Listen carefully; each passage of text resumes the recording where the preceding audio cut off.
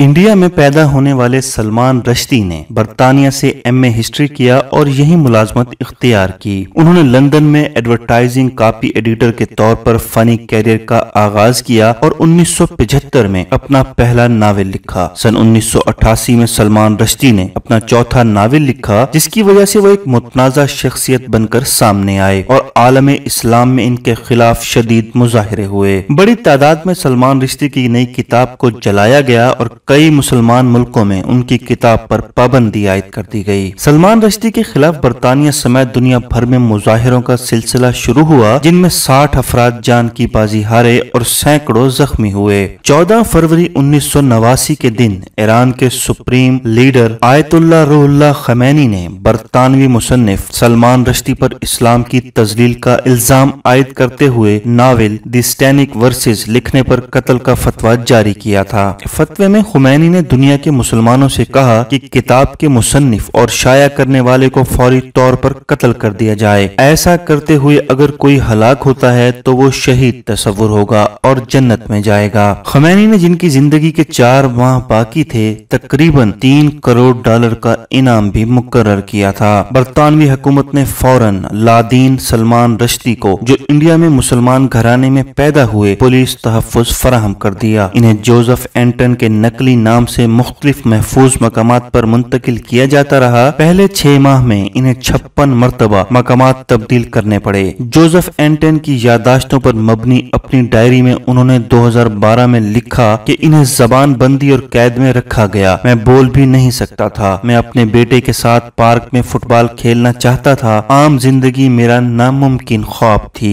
650 صفحات پر مبنی اپنی ان یادداشتوں میں انہوں نے لکھا کہ یہ ناول سب سے زیادہ کم سیاسی تھا۔ وائکنگ پینگون نے سٹینک ورسز ستمبر 1988 میں شائع کی تھی۔ کتاب لندن میں سابق وزیر اعظم مارگریٹ تھیچر اور اسلام کے مقدس اور قدیم مقام مکہ پر مبنی ہے۔ یہ 2 انڈین اداکاروں جبریل اور صلاح الدین کے گرد گھومتی ہے، جن کا اغوا کیا ہوا طیارہ انگلش چینل پر تباہ ہو جاتا ہے۔ وہ ایک انگلش ساحل پر نمودار ہوتے ہیں، جہاں وہ نقل مکانی کرنے والوں کے ساتھ ملتے ہیں اور یہاں سے رشدی کا تخلیقی کام شروع ہوتا ہے۔ خمینی اور دیگر کا ان پر الزام تھا کہ انہوں نے پیغمبر اسلام کو غلط رنگ میں پیش کیا۔ انڈین وزیر اعظم راجیو گاندھی نے اس کتاب پر اکتوبر 1988 میں پابندی عائد کر دی تھی تاکہ انتخابات میں مسلمانوں کی حمایت جیت سکیں۔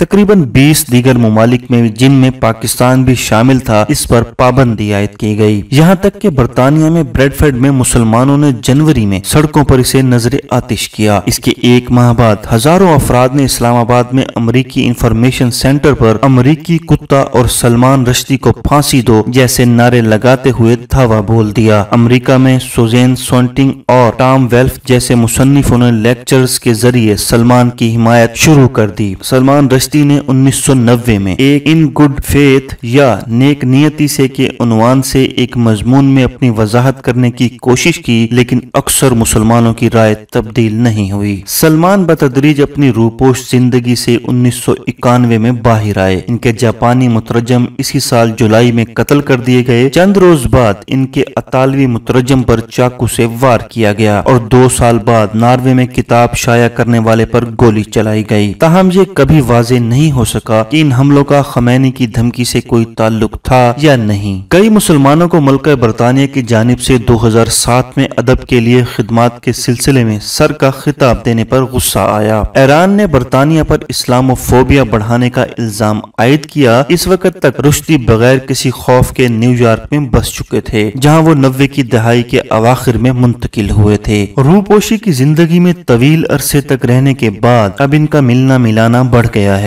اور مغرب میں کئی لوگ انہیں آزادی اظہار کے ہیرو کے طور پر دیکھتے ہیں۔ سن 1998 میں ایرانی حکومت نے اعلان کیا کہ وہ امام خمینی کے سلمان رشدی کے حوالے سے فتوے پر عمل درآمد نہیں کرنا چاہتی۔ اس اعلان کے بعد 10 سال تک چھپے رہنے والے سلمان رشدی دوبارہ منظر عام پر آئے۔ تاہم سن 2012 میں ایران کی ایک مذہبی تنظیم نے رشدی کے سر کی قیمت $2.8 ملین سے بڑھا کر $3.3 ملین کر دی تھی۔ ناظرین، اگر آپ کو ہماری ویڈیوز پسند آ رہی ہیں تو ہمارے چینل کو سبسکرائب کیجئے، ہماری ویڈیوز کو لائک کیجئے اور اسے اپنے دوستوں کے ساتھ بھی شیئر کیجئے۔